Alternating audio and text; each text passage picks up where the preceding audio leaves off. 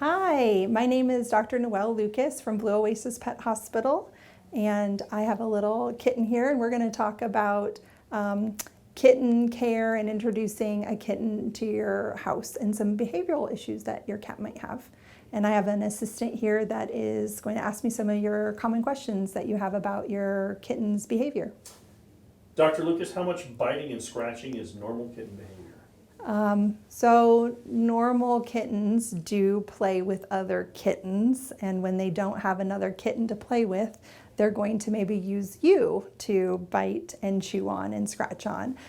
So it is normal behavior. However, oftentimes it needs to be redirected to a proper toy or scratching post because you are not that. What is my kitten going to the bathroom? Why is my kitten going to the bathroom outside the litter box? The answer to why is your cat going potty outside of the litter box. So kittens, it's an instinctual behavior for them to go to the litter box and use litter. So if they're not going to the litter box, we have to consider, are they in too big of a space and they actually are having trouble finding it? Are the sides of the litter box too high and they actually can't get into it?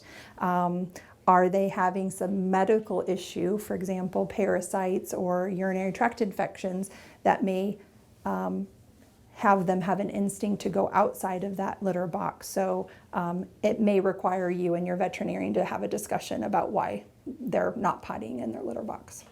My kitten's crying at night. What do I do? Well, if your kitten's crying at night, they're probably hungry. So it's either they need access to food, or if they have access to food, are they wanting to eat that nutrition? And if they have access to food and they are eating that food and they're still crying, it may be that they're wanting attention and they miss you. And so it could be a new behavioral issue that is occurring. Why is my kitten so aggressive? So aggressive cats are really just cats that are just more playful and usually more prey driven, and are usually using you or your furniture to redirect that behavior. Some of those behaviors of aggression are actually just behaviors that need to be redirected. So again, having you talk to your veterinarian about some of the issues that you're having will then allow us to have earlier intervention and redirect those behaviors that you're finding to be a problem. How can I get my kitten to calm down and play appropriately? So calming down. So kittens are just naturally energetic, so they need lots of outlets, and this little guy's a little tiny, but as they get older, you know that they're gonna play quite a bit.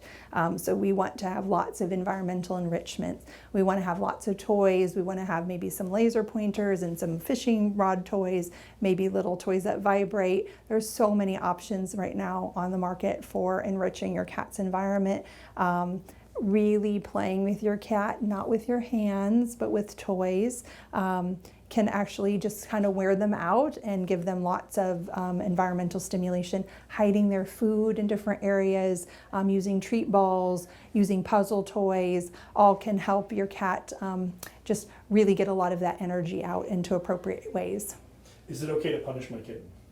No, never punish your kitten. Punishment is not necessarily associated with the action that they just did. For example, if they climbed up a curtain and you want to punish them for that, they're not necessarily going to make the association that I'm getting punished for climbing up the curtain. In fact, you can just create scared, timid, anxious cats when you use punishment to correct them. Does my kitten need a scratching post?